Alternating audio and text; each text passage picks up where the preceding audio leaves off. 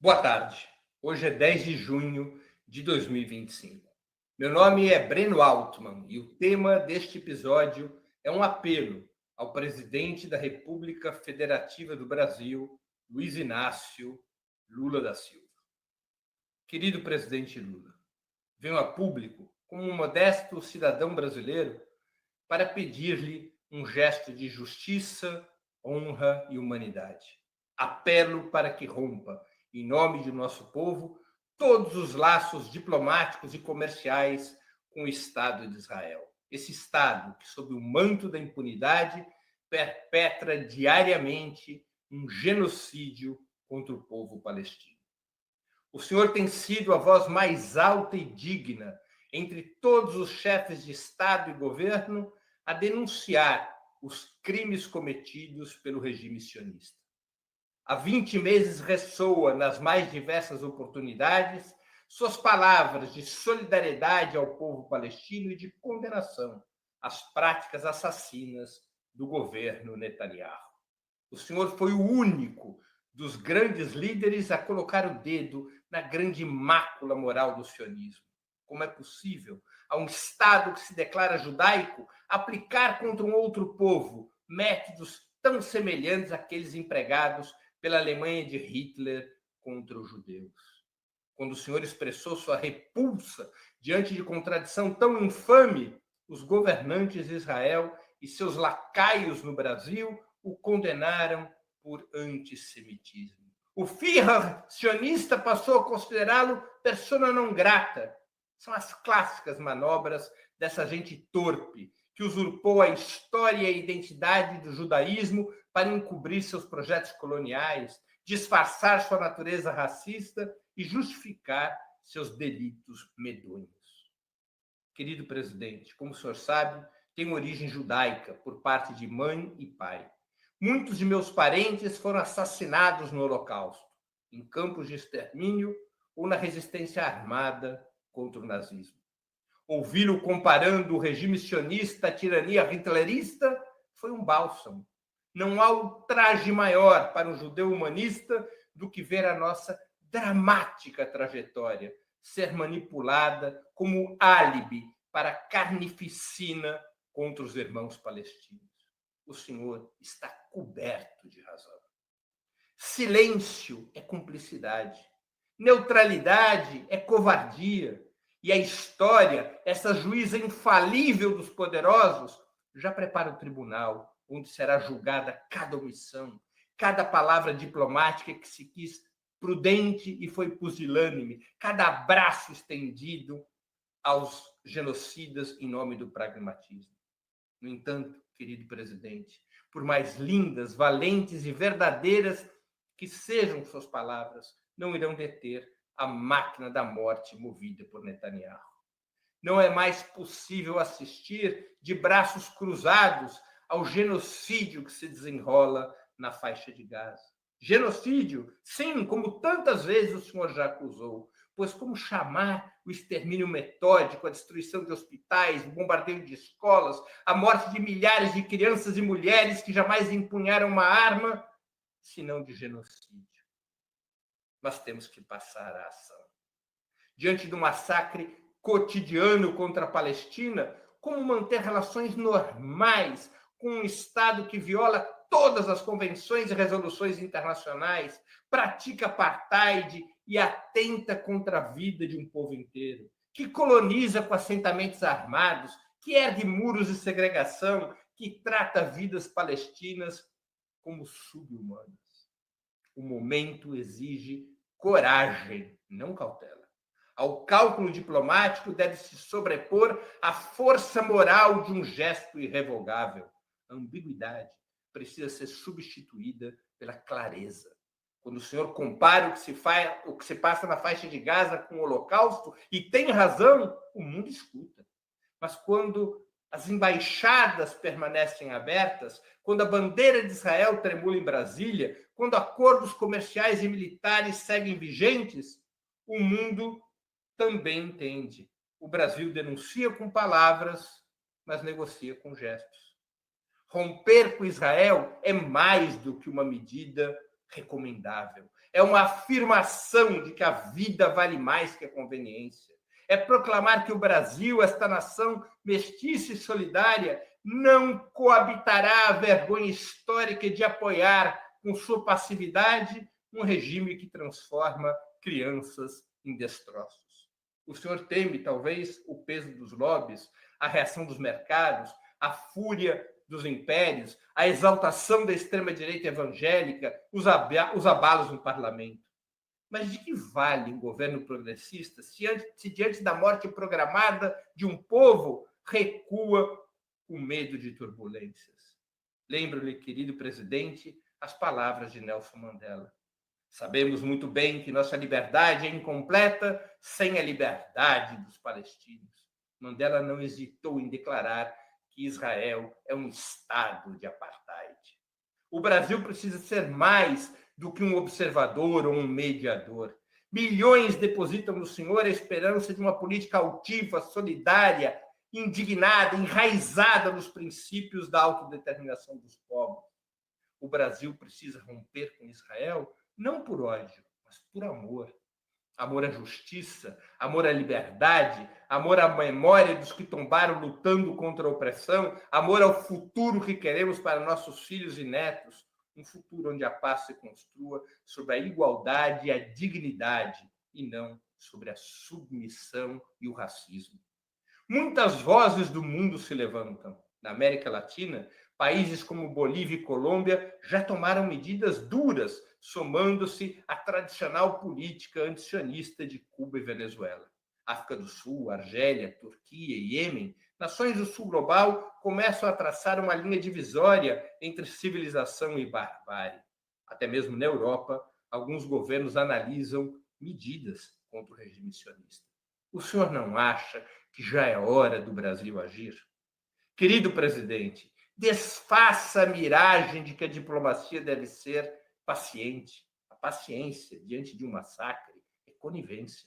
A espera diante da morte é cumplicidade. A prudência quando as bombas caem sobre bebês é desonra. Se o Brasil romper relações diplomáticas e comerciais com Israel sob a sua liderança, poderá ser impulsionada uma avassaladora onda de boicote e isolamento contra o regime sionista. Milhões de pessoas nas potências ocidentais se sentirão animadas para pressionar ainda mais seus governos para que tomem medidas contra os carrascos de Gaza. Foi assim que o apartheid na África do Sul sofreu um golpe mortal na década de 1980, com aquele sistema transformado em pária da humanidade, excluído do mundo, marginalizado de todas as atividades, reconhecido como um Estado maligno e tóxico. Rompa, querido presidente. Rompa com o Estado que faz da ocupação uma doutrina e da crueldade uma rotina. Rompa com os acordos que lavam o sangue dos inocentes em nome da cooperação mútua. Rompa com embaixadas que sorriem enquanto casas são destruídas a trator. Rompa e entre para a história. Faça do Brasil um exemplo. Faça do seu governo um marco. Faça da sua história um brado. Seja aquele que ousou fazer o que os grandes temeram. Seja aquele que preferiu a verdade à conveniência, a justiça ao cálculo, a coragem à diplomacia inócua. O povo palestino, esmagado sob escombros, grita, não por caridade, mas por solidariedade. Não por discursos, mas por gestos efetivos. Não por lamentos, mas por decisões concretas. Pois, se não for agora, quando? Se não for o senhor, quem? Há quem diga. Não podemos nos meter. É um conflito distante. Devemos ser prudentes, equilibrados, evitar a radicalização. A esses eu respondo. O sangue humano não conhece fronteiras. A injustiça, quando tolerada em qualquer parte, prepara o terreno para sua reprodução por todas as partes. É assim que nascem os monstros. Não da fúria irrefreável de um só homem, mas do acúmulo lento de covardias silenciosas. Dos que viram e se calaram, dos que sabiam e não fizeram, dos que preferiram a estabilidade dos mercados e da política à dor das crianças, que já não existem. Querido presidente, a questão não é complexa. Não nos digam que se trata de dois lados. Não nos imponham a mentira da simetria ao ocupante e o ocupado, ao colonizador e o colonizado, ao tanque e a pedra, ao drone e o peito nu. Quem ousaria dizer que a equivalência entre a espingarda e a demolição aérea, entre a revolta e o extermínio? Há mais de 7 décadas, o povo palestino vive sob a sombra de uma injustiça histórica que o mundo legitimou. Em 1948, ao fundar-se o Estado de Israel, expulsaram-se centenas de milhares de palestinos de suas casas, aldeias foram apagadas do mapa, campos de refugiados surgiram como feridas abertas na geografia do mundo. E desde então, essas feridas nunca cicatrizaram. A cada nova geração, o povo palestino aprende a viver com o peso da diáspora, da ocupação, do humilhante controle militar. São décadas de muros, de cercas, de invasões noturnas, de prisões sem julgamento, de restrições ao movimento, de casas demolidas como punição coletiva. São décadas de assassinatos, de colonialismo, de limpeza étnica, de genocídio. Somente os hipócritas e os desavisados podem aceitar o 7 de outubro de 2023 como um marco zero dessa chacina que ceifou, desde então e até agora, quase 60 mil vidas palestinas, na maioria civis, em grande parte mulheres e crianças. O Estado de Israel recorre ao genocídio como um crime planificado, da mesma forma que os nazistas operaram a solução final contra os judeus e outras minorias. Não há mais tempo a perder. Cada dia de hesitação custa vidas. Cada ato de comércio e cooperação custa aldeias. Cada sorriso protocolar custa o futuro de um povo. Romper com Israel não é agressão contra os judeus, como os cínicos tentarão fazer crer, mas lealdade à memória dos que morreram nas câmaras de gás e jamais tolerariam que a mesma opressão fosse praticada em seu nome. Os netos dos sobreviventes de Auschwitz estão divididos. Muitos, cada vez mais, erguem a voz contra o Estado que sequestrou sua dor para justificar o império da morte. Não se pode confundir sionismo e judaísmo, ou anti-sionismo com antissemitismo. O sionismo é tão somente uma corrente ideológica, com várias alas, que vicejou nas comunidades judaicas desde o final do século XIX. Supostamente para interromper a secular perseguição sofrida pelos judeus, essa corrente propunha a criação de um Estado de supremacia judaica e sua instalação na Palestina, onde a maioria da população era árabe e muçulmana. Mesmo que essa corrente nacional chauvinista tenha conquistado maioria eventual entre os judeus, não passa de manipulação sórdida torná-la equivalente à identidade judaica. Afinal, o nazismo também teve maioria entre os alemães e o fascismo entre os italianos. Ainda assim, a luta antinazista não foi contra os alemães, nem o combate aos fascistas pode ser traduzido como ódio aos italianos. O Estado de Israel não é a expressão comum do judaísmo, mas um projeto racista e colonial oriundo do sequestro da trajetória judaica pela elite sionista. O governo Netanyahu surge como desdobramento natural desse projeto, cuja manutenção e reprodução dependem de violência crescente e genocidária contra o povo palestino. E nós, brasileiros, que sofremos com a escravidão, com os porões da ditadura, com o genocídio dos povos originários, nós não temos o direito de silenciar diante do genocídio de nossos irmãos palestinos. Querido presidente, imagine, por um instante apenas, que em lugar dos palestinos estivesse o povo nordestino. Imagine Gaza como o sertão sitiado e destruído.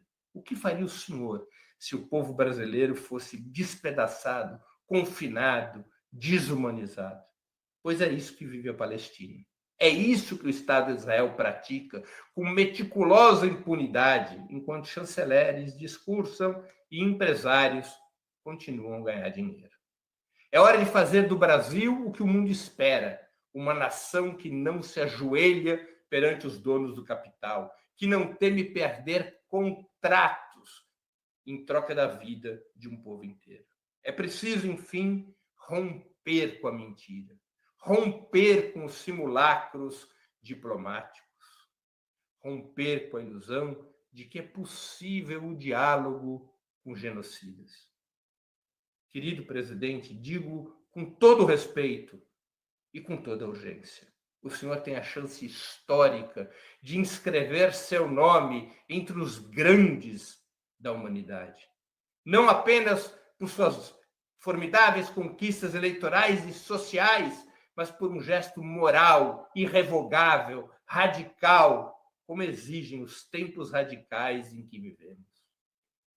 Não há mais tempo a perder. A causa palestina é a grande régua moral de nossa era. Rompa com Israel como o mundo um dia rompeu com o apartheid sul-africano. Rompa e faça do Brasil um farol da justiça. O mundo nos observa, a história nos julgará. Acuse o Estado de Israel por crimes contra a humanidade. Acuse os que o apoiam de cumplicidade com o genocídio. Acuse os que se calam de pusilanimidade. Mas, acima de tudo, querido presidente Lula, some medidas práticas às suas palavras tão valentes. Rompa, presidente, antes que seja demasiado tarde. Em nome de todas as mães que enterraram seus filhos, em nome das crianças que perderam seus pais, em nome de todos os médicos mortos em seus hospitais, em nome de todos os jornalistas assassinados por mostrar a verdade, em nome da Palestina livre, em nome da humanidade. Rompa, querido presidente. Oxalá meu apelo e de muitos que pensam como eu cheguem aos ouvidos do senhor. Muito obrigado.